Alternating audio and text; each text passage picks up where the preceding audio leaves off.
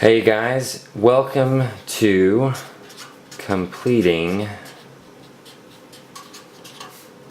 the square. What this is another factoring tool for your arsenal of dealing with quadratic equations. How we do this is we're given a quadratic equation, say, okay. Using what you know now, you would look at this and say, oh, okay, well, I need factors of 7 that add up to 4. Well, there aren't any because 7 is a prime number. The only factors of 7 are 7 and 1. You can't make that add up to 4. So, we can use what's called completing the square. How we start these is we first look at the x squared. And we look and see if there are any coefficients in front of it. Here, there aren't. It's just 1. So we've got no worries. What we can do is subtract 7 from both sides.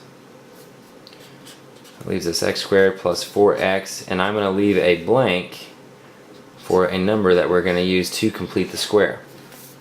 Now, the equation for this number is b over 2 squared.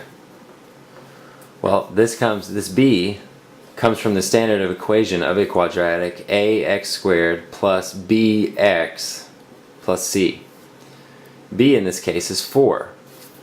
So the equation for our number is 4 over 2 squared.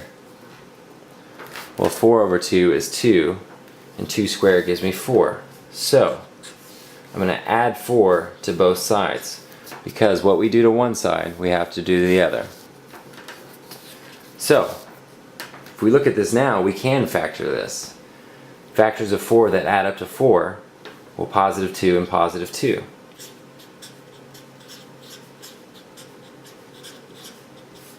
And negative 7 plus 4 gives me negative 3.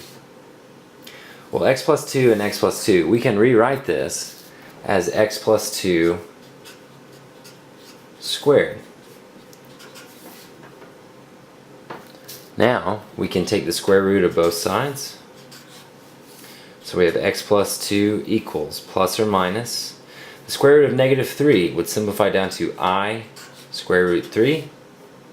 And our last step is to subtract 2 from both sides, giving us negative 2 plus or minus I square root 3. Now, what if we do have a coefficient in front of the x? Say we were given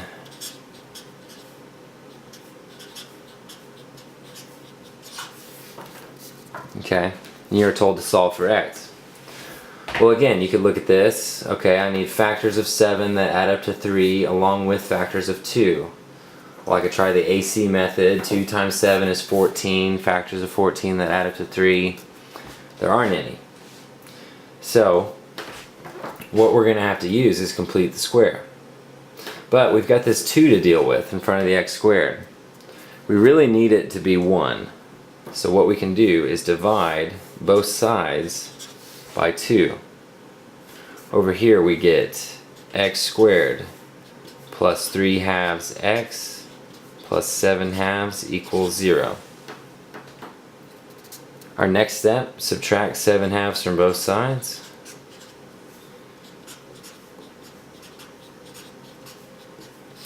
And be sure and leave a space for your complete the square number. Now, you proceed just like before with the number that goes in here. So we're going to do 3 over 2. Dividing by 2 is like multiplying by 1/2. So we're going to do that and multiply by 1/2, and then all of that squared. Well, 3 halves times 1/2. We multiply fractions straight across, so we get 3 over 4.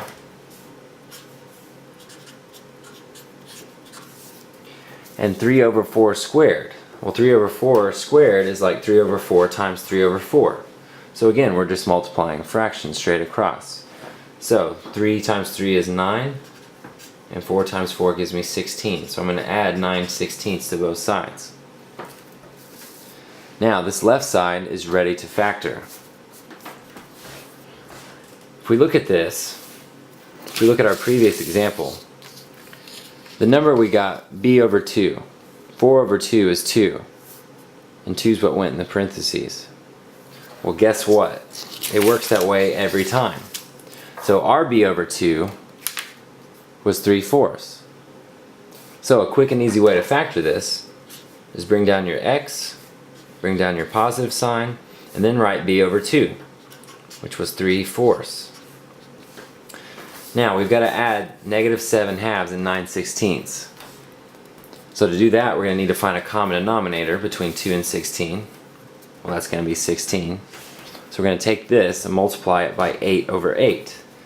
That's going to give us -56 over 16 plus 9 over 16. So we add fractions. The top is going to be -47, and the bottom is going to be 16. So now I'm going to square root both sides. So I get on the left, if I can get my papers organized and cooperating, we've got x plus 3 over 4 equals the square root of -47. How we can write that is we can take out the square root of -1, which is just going to be I, not forgetting our plus or minus. And this can be the square root of 47 over the square root of 16. Well, the square root of 16 is just 4. So this would be square root 47 over 4. Now, last step, subtract 3/4 from both sides. So we have x equals -3/4 plus or minus I square root 47 over 4. Well, since they both have common denominator, as you can see, they both have a common denominator of 4. We can just write this simply as x equals -3 plus or minus I square root 47 all over 4. And that is completing the square.